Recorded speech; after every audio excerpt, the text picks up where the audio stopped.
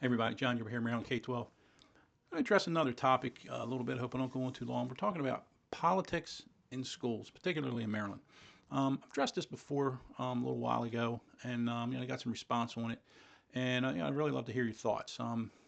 So keep in mind, if you have any doubts whether or not there's any politics at our school, just look at some of the bills coming up in the Maryland General Assembly. Got a whole nother series going out on that. So, subscribe to my stuff, keep an eye on it, and I'll give you some insight. I'd love to hear from you. Um, Politics in the classroom, we hear this all the time. We hear politicians saying, we need to keep politics out of our schools. We hear parents at board meetings and teachers and all in many cases at board meetings saying, we need to keep politics out of school. Well, what that usually means, unfortunately, it means you need to keep your politics out of school and or out of our schools. And my feelings, my arguments, what I have to say, that's not political. That's just common sense. Um, and therein lies the issue. What one side thinks is common sense, the other side thinks is political, and vice versa. Everything is political. You can't get rid of it. So before you start saying we need to get politics out of school, let's first of all say, well, what is politics? How do we define it? That's a tough one. I really thought about it and dug around a little bit and came up.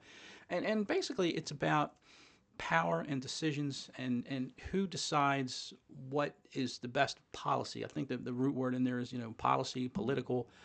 It all comes down with public policy. And when it comes to our schools, it's like who decides what is taught, how it's taught, etc. It's all political. That's all politics. In a larger sense, politics is it's not just about voting and running for office and political campaigns and all that. Of course, that's part of it. And what are they running for? They're running for positions so that they can then be the person in charge and they can then dictate the policy.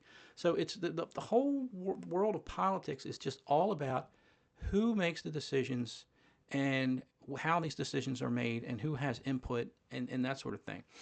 The decisions themselves, the result of those decisions themselves, are on a wide scale, and the stuff that's in the middle that everybody generally agrees upon is usually not looked at as politics, but it kind of is. It's in the middle, and everybody agrees. It's common sense. But as we start drifting apart from each side, it goes further and further to the I won't say to the extremes, but further and further away from what is generally acceptable by everyone else. Um, then they start challenging politics. But I hear it all the time. I hear politicians, we got to put politics. They're playing politics. Yeah, you're all playing politics, and it happens in schools. So what are some examples? Here's this example I like to come up with. Suppose you go into your child's elementary school, and you see a big sign up that says "Be kind." It has some flowers and a bunch of people smiling. And you go, oh, that's nice. Elementary school, yeah, we should all be kind. Everybody agrees we should be kind. I agree, and hopefully you do too. That's generally pretty good. But suppose you go to the next class and there's that same sign that says be kind, but it has a rainbow feature. Then is that political? Yeah, absolutely, it's political. But the first one was political too, okay? Because it's about that's our policy. Generally our culture says we should be kind to each other. We all agree on it. We don't do it, but we all agree that we should. The second one, we see that as politics. And then people get upset. You're trying to instill a political agenda. A couple of main points in Maryland schools right now is all about politics. Bathrooms and locker rooms. Conservative in general do not want males in girls' locker rooms for any reason. They just don't want them. And I agree with that, rightfully so. But those people who are on the other side say, no, wait a minute. If you say that, you are excluding an entire group of people and you are singling them out. You are disallowing them to express who they really are. And to them, that's common sense. And they believe wholeheartedly that they should be allowed to do that. On the other side of that argument, which is generally where I tend to be, is that, well, I understand that, and I don't deny that, but that should not permit a biological male because it makes everyone else very uncomfortable, shall we say. That's a tough one. Girls' sports, one side says this is just inherently physically unfair, and I agree with that. The other side would say, well, hold on a second. The same argument as the first one. These are people who are identify as a female, and that's where they should be. And to say no, you are discriminating against them, and you are causing trouble on them. And it's a valid argument. I don't agree with it, and but it's a tough one. Some of the other ones, when like Frederick County, particularly recently, what they've done is they've created a policy. Well, they've kind of always had it, but they've been kind of revising it, where if a child comes to school and uses different pronouns or insists on using different pronouns, a boy comes in and says he now wants to be a girl, the Frederick County teachers, administrators, they are forbidden to call and notify the parents. That's a tough one. And I've said this before, and that's because, in education, that's all we ever talk about. We have to keep the parents involved. We got to do this. We got to do this. Parents need to be involved. And for whatever reason, in this one particular case, we say no. We can't be completely neutral. It's almost impossible, and it really gets deep when you think about it, because policies, neutrality is impossible. And I'm looking at some of my notes I have an article on my website that goes in a little bit more detail than I'm yapping about here. Neutrality becomes impossible when policies reflect one worldview while just completely ignoring another. Your policies do that. Let's look at what they say book bans. One side says, well, we're banning the books. The other side, we're not banning. We're just trying to make decisions about what we think is appropriate for our children. It's not political. Yes, it's all political.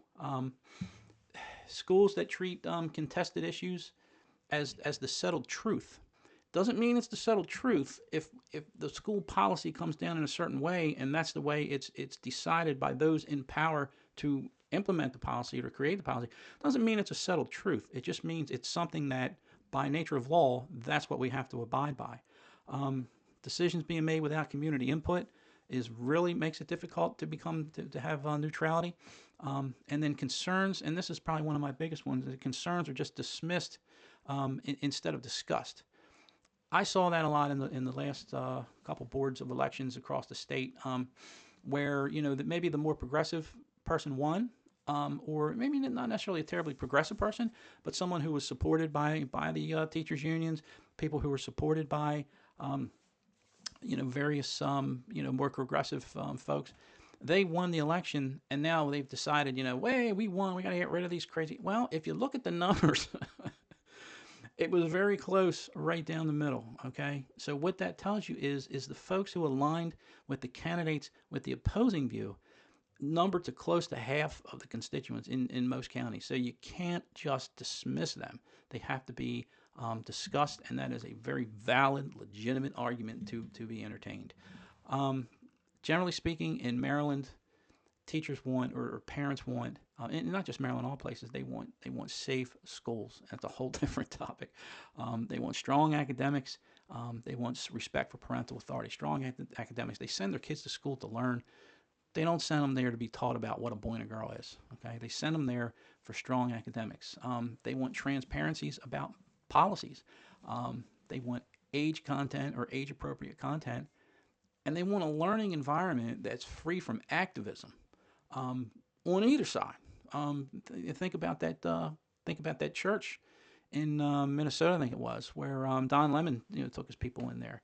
And whatever side of the argument you're on there, that's activism. I mean, we don't want activism in our schools. We want kids to learn.